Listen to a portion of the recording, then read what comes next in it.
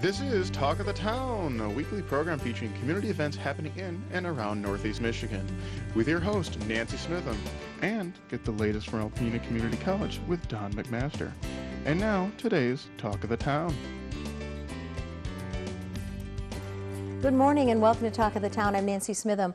My first guest today is Jeffrey Mindock from Thunder Bay Theater. Good morning, Jeffrey. Good morning. How are we doing? We're doing great, and I know you've got a wonderful season lined up, and you're really excited about it. Yes, we just got back to work, so we're very excited to be back. And this fall at Thunder Bay Theater, we're looking towards the 1950s for our inspiration. So we have 3 shows this season. The first is Forever Plaid, and it is it's a musical comedy with all of our favorite 1950s pop tunes sung by 4 boys in perfect 4-part harmony. Ooh. So it's going to be, hopefully a fan favorite. Perry Como is mentioned in the show, Ed Sullivan, lots of fun stuff back to the 1950s, the boys in dinner jackets and all that kind of stuff. So it's very, very exciting to have that kind of talent on stage. That's going to be running from October 1st until October 18th. Okay. And then we are going right into Halloween with the classic thriller Dial M for Murder. Ooh. So we're very excited about that one as well.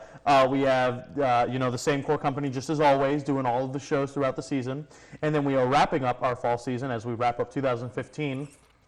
We are welcoming the Maskers back to Thunder Bay Theater, Yay. which I know that I am excited about, and we're all excited about. And we're doing a big production of Grease. Yay. So we're hoping that all the families come out in their bobby socks and their leather jackets and enjoy the shows.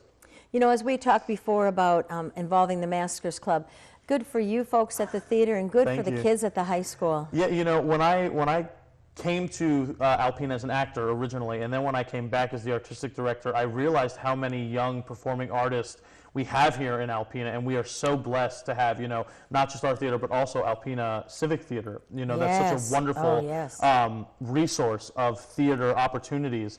And all the parents are always asking me, what opportunities do we have for the kids? What opportunities do we have for the kids? So, I kind of focused on that high school age range because they are the next generation of, performers who are going to hit our stage. So I've been very, vocal, and my board has been so supportive in trying to get, the high schoolers on stage more often. And after our wonderful production of Back to the 80s in the spring, we've streamlined the process a little bit, and now we're actually going to have professionals on stage and off stage with the high schoolers, so they're getting a completely immersive experience, and we are just so excited to do that. And it's a really great way for us to do big productions like Grease during the season. So what better way to celebrate the holiday season and get everybody ready for family and bringing the community together than with Grease. Everybody loves Grease. And they learn about the script, how to mark it, how to block it. They learn about rehearsal. They learn about how to pull off something that they've never done before. They get all the cues. They learn about the stage, the sound, the set. I mean, starting from right from the beginning to the production, they learn everything there is to learn. Yep, and we were actually including in, in being cast in the show, because obviously we have so many people who audition and not everybody gets in, but in order to be in the cast for this production, they are going to have to, fulfill a little bit of practicum hours, which is kind of like a college program. I mean, I know that everybody who works at the theater has had that. So it's really, we want them to be well-rounded, and we want them to really experience what we do. Everybody, sees us on stage and things like that, but a lot of stuff happens behind the scenes, and we're all artists, and we want to cultivate that in everybody. Okay, let's go back to Forever Plaid. Yes, absolutely. So when can we come to see Forever Plaid? Do you know the dates? October 1st to October 18th, and in the fall and spring season, we always do Thursday through Saturday at 7:30 p.m., and then Sunday afternoons at 2 p.m., and all of our shows are running 3 weeks this fall season, so October 1st to October 18th. Tickets are on sale. We're at the box office waiting for people to call in, and tickets are starting to go already, and especially with what is coming up with the Heritage Route Tour on the second weekend of the run. We are expecting big houses, so this is the start. Get your tickets now. And who are the 4 gentlemen that are going to play the parts? So we have a whole new core company of performers. We do have some returning technicians and stuff, but their names are Michael Hall and Ronald Woodhead and Todd Tuchek and Matt Dorneman. And they are from all over the country. But they're going to come together in perfect harmony. Exactly. Ooh. They're working right now as we speak. We actually are very excited because for the first time since I've been here, we've hired another director choreographer for the production and a music director from out of town. So, you know, this is, we're starting to really grow and build our ability to bring everything together, and we're really excited about this production. Okay, we're running out of time, but I want to jump into the fundraisers real quick. Yes, absolutely. We have lots of fundraisers going on this fall. The big one is our annual bowling fundraiser, which is Thunder Bowl 3. It's at Thunder Bowl Lanes on Saturday, October 17th from 2 to 5 p.m. Bowling is from 3 to 5, and it's $15 for shoes, 2 rounds of bowling, and you get a beverage, so it can be pop or a beer. Okay. So that's a really good opportunity, yes. and all of those proceeds go right to the theater, which is wonderful. Also, we have our late night cabaret coming up on Friday, October 9th. That is homecoming weekend, but right after the performance, we go right over to Johnny Lau's Antler Room and put on a late night cabaret with all of the core company members. Ooh. So that's a lot of fun. Those tickets are just $10. The kitchen stays open, the bar stays open. Really, really fun night. And then the day right after that, Saturday, October 10th, we are teaming up with Take 5 Deli to do a Coney Dog Day. Ooh. So from 11 to 5, a lot of the proceeds that are generated that day are going to go back to the theater. So a lot of community engagement, a lot of involvement with the community that we're really excited about, and we're looking forward to a great fall. We got a lot of classic shows that should be entertaining and exciting for the community. Yes, and I love the 50s theme. That'll be great. Yeah, exactly. And now for the Maskers Club thing again, now will you be taking people from the community too? Well, actually, because of how many students we plan on having for the show, it is strictly going to be the high school masker show. So Okay. it is their production. Okay. But that doesn't mean that the community can't get involved with helping with building the show, Okay. painting the show, the costumes. Grease is a big show. You Yes, gotta it is. have the prom scene. You gotta have the cheerleading costumes. You gotta have the hairdressing gowns and the big things. So we're always looking for volunteers at the theater to help out, and you can do that just by calling 989-354-2267, and you'll probably get me at the box office, and we can always set up schedules and do things like that if people are looking to volunteer. You can call in advance, get your seats reserved so you Absolutely. don't miss anything, and it sounds like a great season. Thank you. And I'm so glad you're meeting your goal about being included in the community, because you certainly are doing that, Jeff. Well, thank you. That means a lot to me. Thank you. Thank you, and I'll look forward to talking to you soon. All righty. Sounds Thank good. you. I'll be right back with some information from Thunder Bay National Marine Sanctuary following these messages. Hi, welcome back. My last guest today is Stephanie Gandula from Thunder Bay National Marine Sanctuary. Good morning, Stephanie. Good morning, Nancy. And today we want to start talking about the Advisory Council and how important it is to the success and the continuation of all the wonderful things that happen at Thunder Bay National Marine Sanctuary. Yes, and it really is important. You hit on just the word I was looking for there. The Sanctuary Advisory Council is an integral part of the philosophy behind the management of the sanctuary. As you know, the sanctuary is managed both by NOAA, so the federal government, and also the state of Michigan. And the philosophy there is to really make it a community-based management. It's not just, the manager, in D.C. telling us what to do. It's a really grassroots feeling, and I think the community feels that and really yes. feels a part of what's going on and feels invested. I mean, if you're helping to make decisions and you're contributing to those decisions, you're much more invested in the resources. And so that's behind the philosophy of having the Sanctuary Advisory Council. Now, every national marine sanctuary, so all 14 across the U.S., has a council. And like I mentioned, this is community-based, so it's really a wide variety of community members. And so each seat is carefully chosen. There's seats for city and county governments. And so we recently had the reconfiguration of the council to include and incorporate Presqu'île County to the north and Alcona County to the south. Because the expansion. Exactly, Yes. because of expansion. Going from 448 square miles to 4,300 meant that we're incorporating and including so many more people. So the new configuration includes those city and county governments. It also includes, as it did before, recreation and tourism. That's one of the seats. Diving, fishing. Let's see if I can remember them all. There are 15 seats, Okay. and then there's 15 alternates. So there's 30 people involved wow. here. So diving, fishing, tourism and recreation, education, maritime industry and business, and oh gosh, I hope I'm City and city and counties. County. The CORA, so the tribal entity. Oh, okay. Also, the Coast Guard is another seat.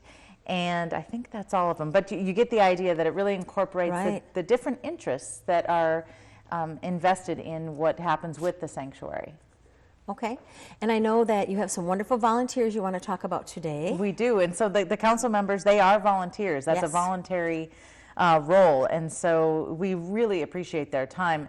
And before I go into the other type of volunteer, the council, being on the council is a pretty neat opportunity as well. Of course, they do a lot for us, but in return for that, we offer a lot of trainings and orientations, and our meetings are really, we just had one last week, and they're really a great opportunity for these council members to get a inside feel of what's going on at the sanctuary. We give really thorough, it's a lengthy meeting. We give, but only once every 2 months, but we give very thorough updates on research projects in the sanctuary, education projects, and goals and plans for the future. So not only do the council members get those updates and get a feel for being a part of it, but they also get trainings and opportunities to go out on research vessels and really be a part of it. Wow. So it's really neat. And it's a 2-year term. Okay. Also. So, but yes, they're, like you said, they are volunteers. And so a part of we have about 350 volunteers on our roster. And the cool thing is those are volunteers that, some might volunteer for 2 hours a year. They might come for Maritime Festival, and that's all they want to do. And that's totally fine. Some volunteers volunteer every day in the summer. I mean, we've got a great group of volunteers that go out on the glass bottom boat. I mean, they are dedicated. Some of them put in as much time as the staff. They'll go out and be interpreters on the boat for hours, and that's a fun volunteer role. So we annually have our volunteer appreciation event, and that changes from year to year. We've taken them out on the glass bottom boat for a cruise and some snacks and beverages and things. And this year we're having our volunteer appreciation event on October 20th, so it's a Tuesday evening. If you're a volunteer and you didn't get the invitation, you're still welcome to come. Give me a call to make sure you're on the list. And so it's open to all volunteers, whether you volunteer the 1 or 2 hours a year or whether you are one of those, volunteer full-time. And so it'll be a nice reception evening. We'll do some, entertainment, but mainly just for the staff and all the volunteers to get together and hang out and talk about the cool things we do. And we will also be awarding the Volunteer of the Year award. And this year, for the 2014 year, our Volunteer of the Year was Hannah McDonald. And she, in my time here, is our youngest Volunteer of the Year, so that's really exciting. She has been volunteering since she was in high school. She got really interested in the Marine Sanctuary when she took John Capeless's Alpena High School Shipwreck Alley class. Oh, okay. And so just love that, and ever since then, she has been super dedicated to goings-on at the Marine Sanctuary and has been involved in marine debris programs, helping out with junior shipwreck archaeology camp in the summer, helping out on the glass bottom boat. She's become a diver on her own time and everything. So she's an amazing volunteer. In fact, just this last, I believe it was early June, she went to Washington, D.C. for Capitol Hill Ocean Week to represent the youth voice in protecting our oceans and Great Lakes. So we're super proud of Hannah, and that'll be part of the presentation and the event on Tuesday, October 20th.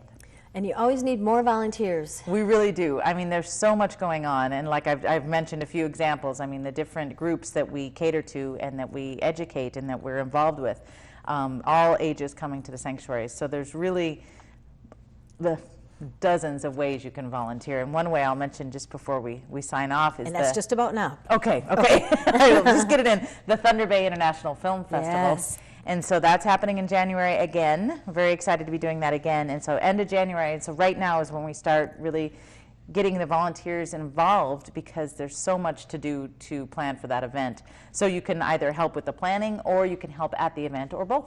Okay. All right, and just give you a call at Thunder Bay National Marine Sanctuary for more information, or go to your website for anything we've talked about. That's right, thunderbay.noaa.gov. Thank you very much. Thanks, Nancy. Stay tuned for Don McMaster following these messages.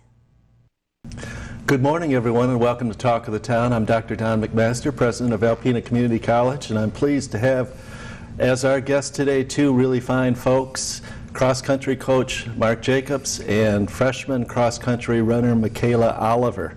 Greetings. Thank you. It's good to be here. So I see a lot of really nice write-ups in the paper. It looks like a great team.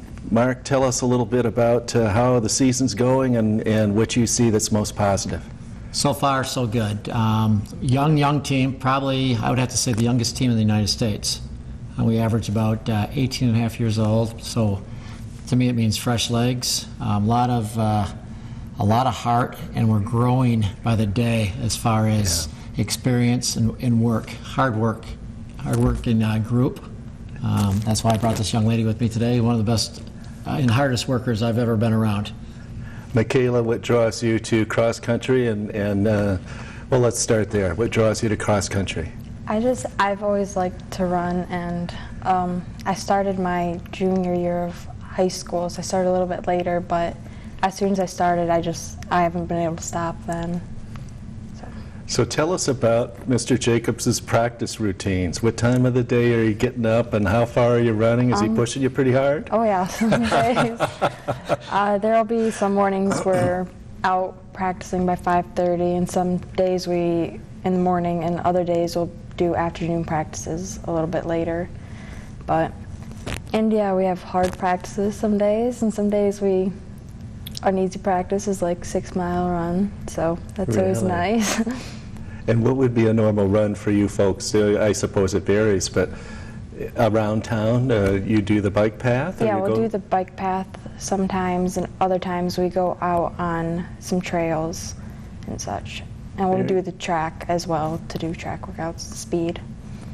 And Coach, you've had a lot of success. We appreciate the things that you're bringing to the college in terms of well, just the representation of the college, the athletes, promoting them, and on all of that. So tell me, what is your inspiration for this activity?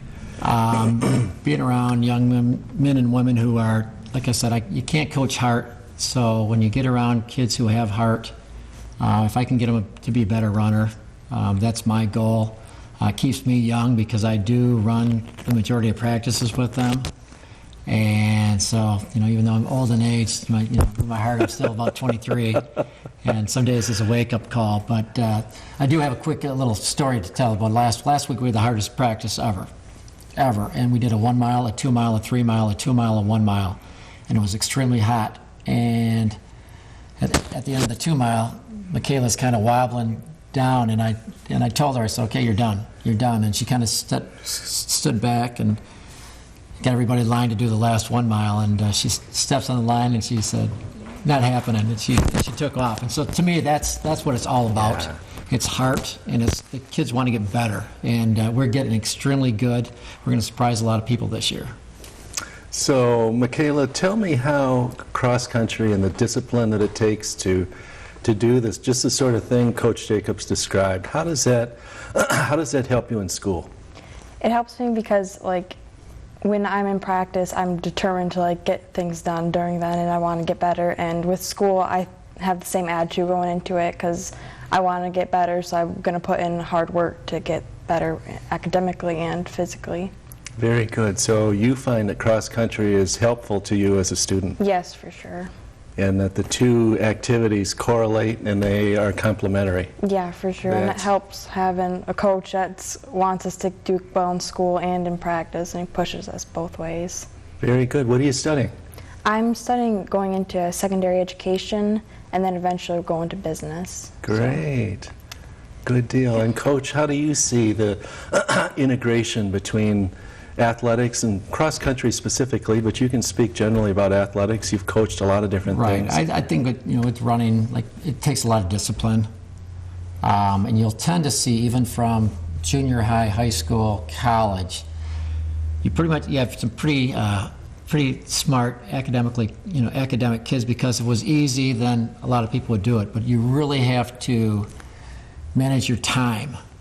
We have practice, like I said, we have practice at 5:30 in the morning. They have to get up at 5.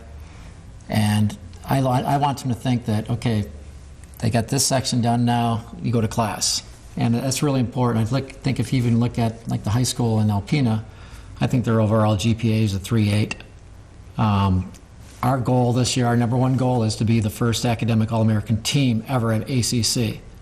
And believe me, I pushed that extremely hard. Matter of fact, they have to have their grades due to me Thursday. And if there's a problem, we have so much at Alpena Community College as far as help. And we've got tutors, we've got a lot of different folks around. Michaela and I were just talking about, a math class. Well, we've got couple of gentlemen on our team who are, we've got John Smith who's in Calc 3. And Yes. so, they, and it's a small enough group that they can study together, and so that's extremely important because I'd love Michaela to go to the Olympics, but academic All-American is going to get her job probably quicker than just being an All-American athlete. Well, I certainly appreciate that view. That is my view of the proper role of athletics, especially at a community college, that it's supportive of what students are trying to attain in their life, and it builds habits that help them get there. So I really appreciate hearing that. And so tell us about the season. Where are we, and how many more meets do we have, and give us some context there. Well, we have 4 more meets left, and after this week, we'll be about halfway done through with our season already. And so the first meet we pushed ourselves. It was a very hard day for us all, though it was very humid. But our second meet, we really came back and showed everybody like what we have. So you came back and you did better the second day. Yeah, for sure, by a lot. We all did very well. And we go to Michigan State on Friday, and that'll be, we're going against, we're towing the line with Michigan State. So we've got some, it's kind of neat that, everybody puts the shorts on the same way, and let's do it. Absolutely. And it's typically it's my favorite meet of the year because we're there from sun up to sundown, and just watching all the races, all the elite high school races and the college races. So. And then we go to Lansing Community College, where we'll run on the same course we go to regionals at, and then we go to Muskegon, and then regionals is Halloween. And we're going to surprise some people. We're improving daily. Is it fun to be on a team that's mixed gender, men and women on a team both? Yeah, I think it's more fun. I think it's a lot more fun because you get to know everybody a lot more, and it makes everything more interesting, I guess. And I was fortunate enough to coach both Brooke Roney and Michaela in indoor track. I'm coach of a high school track club in town, the Woods, and they both ran for me. So I know what they brought to the table, even before we started, talking about coming to ACC. Outstanding. Well, I certainly appreciate what you're both doing for ACC and wish you the best of luck in your endeavors. Michaela, continued good work. Mark, thank you so much for what you're doing for the college. And thank you for watching. We'll see you next week on Talk of the Town. This has been Talk of the Town with your hosts, Nancy Smitham and Don McMaster. For a list of events taking place in Northeast Michigan, please visit our website at wbkb11.com and click on the community link. This has been a Thunder Bay Broadcasting Corporation production. The Talk of the Town furniture and set design are provided by Young Appliance Art Van Furniture on US 23 South in Alpena.